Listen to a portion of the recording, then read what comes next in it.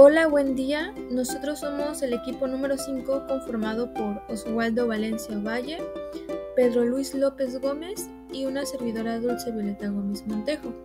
Somos estudiantes del séptimo semestre en la carrera de Químico Farmacéutico Biólogo en la Universidad Popular de la Chontalpa. Hoy estaremos hablando sobre filosofía griega y romana. ¿Cómo surge la filosofía?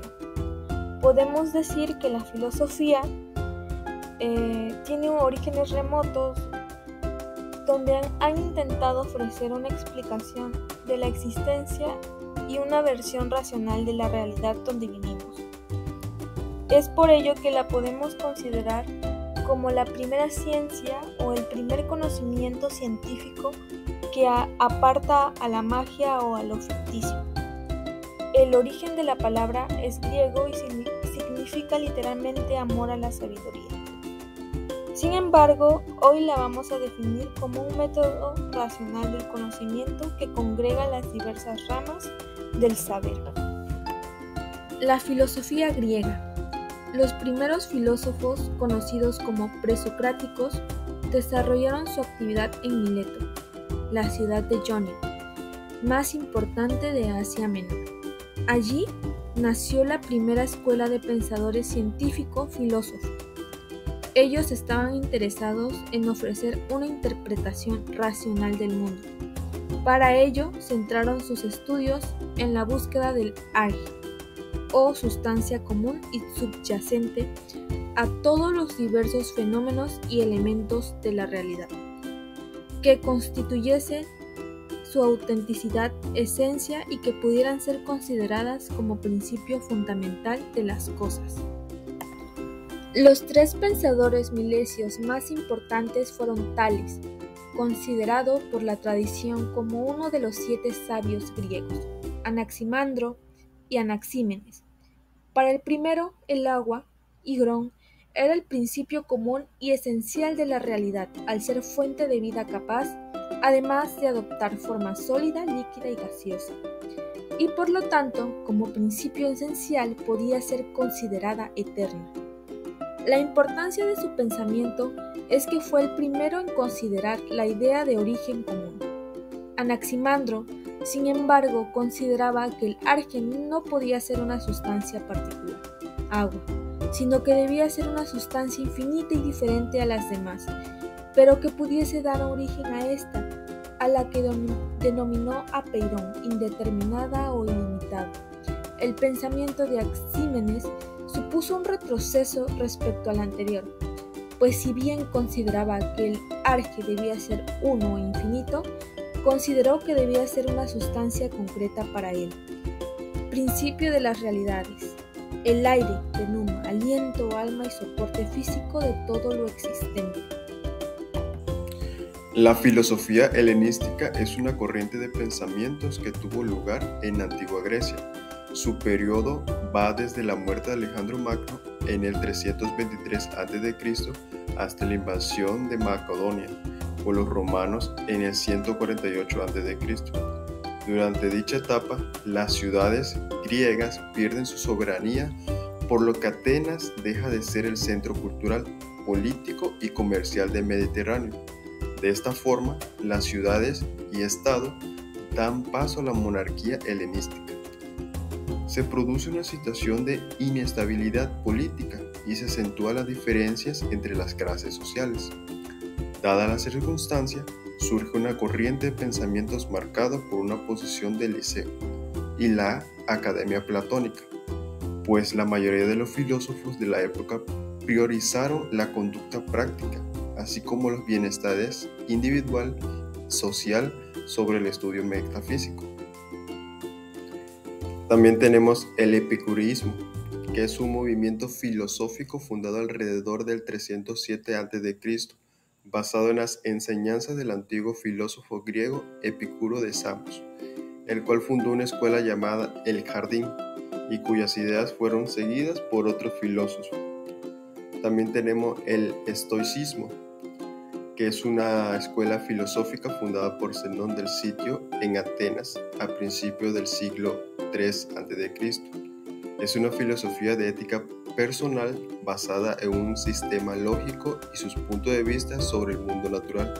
Los estoicos creían que todo alrededor operaba según una ley de causa y efecto, resultando en una estructura racional del universo, pensando que no podemos controlar lo que pasa a nuestro alrededor, pero sí podemos controlar lo que pensamos sobre estos eventos, en vez de imaginar una sociedad ideal falsamente positiva.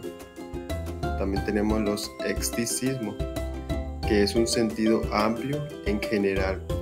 Cualquier actitud de duda hacia el conocimiento de algo, sea estos hechos, opiniones o creencias declaradas con hechos, o dudas respecto a la afirmación que son tomadas por supuesto en otras partes. En la filosofía romana, Lucrecio fue un poeta y filósofo romano. Su única obra conocida es el poema didáctico como nombre sobre la naturaleza de las cosas, una obra filosófica que defiende las doctrinas del epicureísmo y la física atomista. Se sabe muy poco sobre la vida de Lucrecio. Las tres principales fuentes de su vida son San Jerónimo, Donato y Cicerón. La única certeza es que era amigo de Cayo Memio, a quien le dedicó el poema. Séneca fue un filósofo político, orador y escritor romano, conocido por sus obras de carácter moral.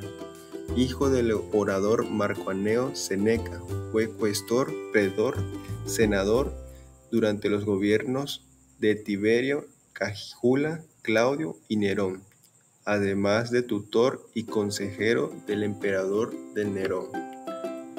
Marco Aurelio fue un emperador del imperio desde el año 161 hasta el año de su muerte, en 180.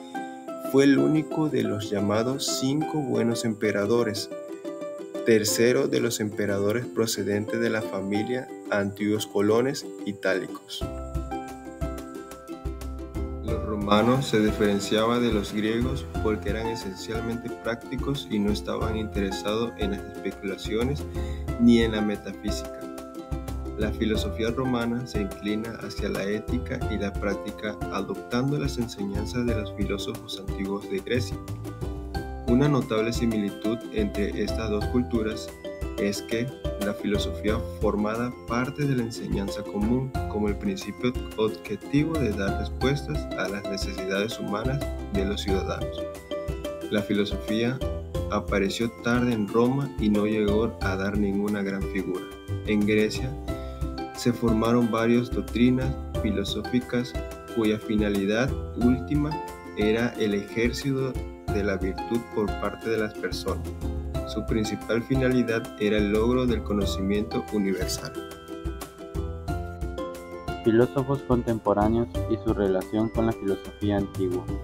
Si bien estos guardan una relación, esta será a través de sus temas. Si la filosofía antigua había tomado la realidad objetiva como punto de partida de su reflexión filosófica, la medieval había tomado a Dios como referencia. Y por último, la filosofía moderna. Esta se asentará en el terreno de la subjetividad. Comparación con las preocupaciones filosóficas modernas. Esta filosofía, como su nombre lo indica, está asociada a la modernidad y busca resolver los problemas que surgen de la revolución científica y abarca a grandes pensadores que vienen desde la época de la era de la razón, donde la filosofía sistemática se hizo común. Esta filosofía moderna pretende despertar al hombre del pensamiento teocéntrico y lo pone a mirar y admirar el mundo real que lo rodea. Provoca el derrumbe del escolasticismo e impone además una serie de esquemas renovados donde predomina la razón. La importancia de estudiar la filosofía antigua en la educación actual. Estudiar la filosofía clásica o antigua nos permite comprender la forma de pensar y los valores éticos morales de nuestros antepasados en el pasado y de paso apropiarnos de algunas ideas que pudieran resultarnos útiles el día de hoy. Por cierto, al estudiar la filosofía de los antiguos, nos podremos percatar que fueron ellos quienes por primera vez tuvieron ideas acerca de la relación del hombre y la naturaleza, principio que aún se sigue usando en la ciencia, la descripción y valoración de los sistemas políticos, etc. Y si a eso le agregamos el estudio de la patrística, la escolástica, la dicotomía entre racionalismo y empirismo, la dialéctica hegeliana, el existencialismo de Kierkegaard, la filosofía de Bertrand Russell, el existencialismo de Camus, etc., podremos entender el proceso que ha creado a la generación actual y estar en posición de que hacemos bien y mal como sociedad para tomar decisiones mejor fundamentadas que conduzcan a acciones efectivas. Ya por último, como conclusión, solo queda hacer énfasis en la importancia de la filosofía griega y romana, que estas han sido el cimiento del pensamiento occidental. Ambas filosofías han creado la cultura, que son los ojos mediante los que la sociedad occidental comprende el mundo que le rodea, y por eso no solo es importante, sino que constituye la piedra angular sobre la que se cierne la existencia de los valores actuales que manejamos a diario, sin que seamos conscientes de ello.